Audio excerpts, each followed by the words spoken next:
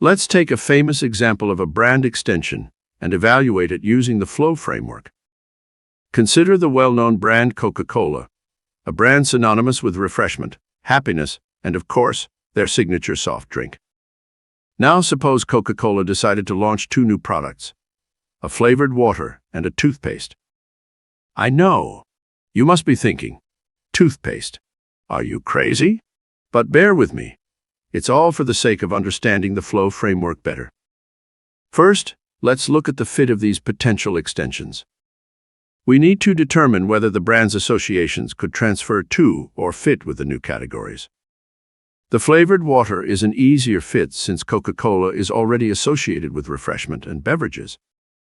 On the other hand, the toothpaste category is a bit of a stretch, as people don't typically associate Coca Cola with oral hygiene. Next, let's talk about leverage. A brand has leverage when its distinctive properties drive customers in the new category to perceive the brand extension as superior to existing competitive products. In the flavored water category, Coca Cola's reputation for refreshment and taste could provide the brand with an advantage. However, in the toothpaste category, those same associations would not be as beneficial, since customers prioritize oral care benefits rather than refreshment or taste. Lastly, let's examine the opportunity aspect of the FLO framework. The flavored water market is growing rapidly, providing Coca Cola with a great opportunity to expand its product line. On the other hand, the toothpaste market is quite saturated and competitive, making it a less attractive opportunity for a brand like Coca Cola. So, using the FLO framework, we can see that there's a good fit, leverage, and opportunity for a Coca Cola flavored water, while the same cannot be said for the Coca Cola toothpaste. And come on, let's be honest, how many of you would genuinely want to brush your teeth with a Coca Cola flavored toothpaste? Yeah? I didn't think so. Let's move on to another example, this time with a twist. Let's take a look at a popular fashion brand like Levi's, known for its high-quality denim products and iconic jeans. Imagine if Levi's decided to launch two new product lines, a line of denim jackets and a line of electric scooters. Yes, electric scooters. Just bear with me, and let's see how the FLO framework can help us evaluate these potential brand extensions. First, we need to assess the fit of these new categories. Denim jackets are a natural fit for Levi's, as they're part of the same apparel category and share the same denim material. However, electric scooters are a different story altogether.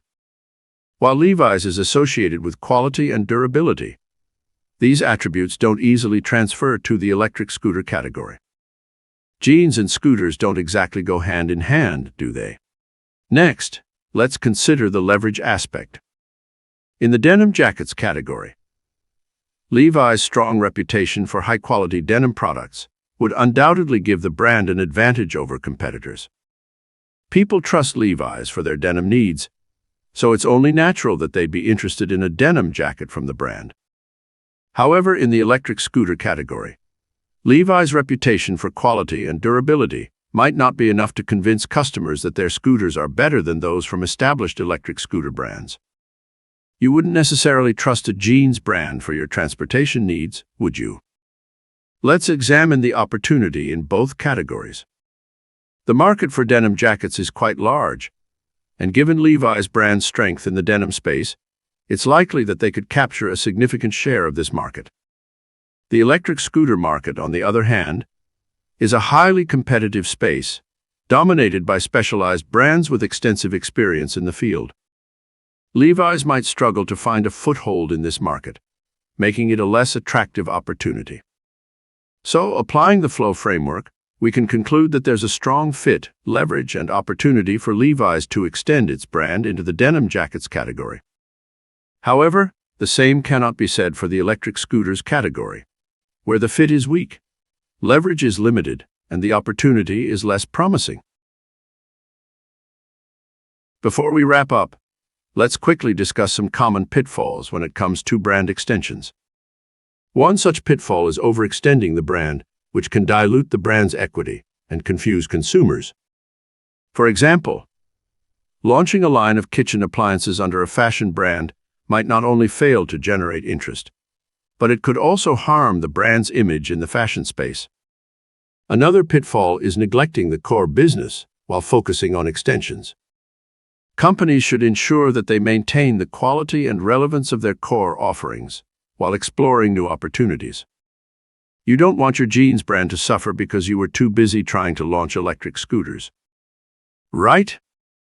Keep in mind, it's crucial to monitor and evaluate the performance of brand extensions over time. Some extensions may not perform as expected, and it's essential to recognize when to cut losses and refocus on core offerings or more promising extensions. Well, folks, that's it for today's adventure into the world of brand extensions. I hope you now feel confident in your ability to evaluate potential brand extensions using the FLO framework. Remember, it's all about the fit, leverage, and opportunity. And with that, I'll leave you to ponder the possibilities of Coca Cola toothpaste and Levi's electric scooters.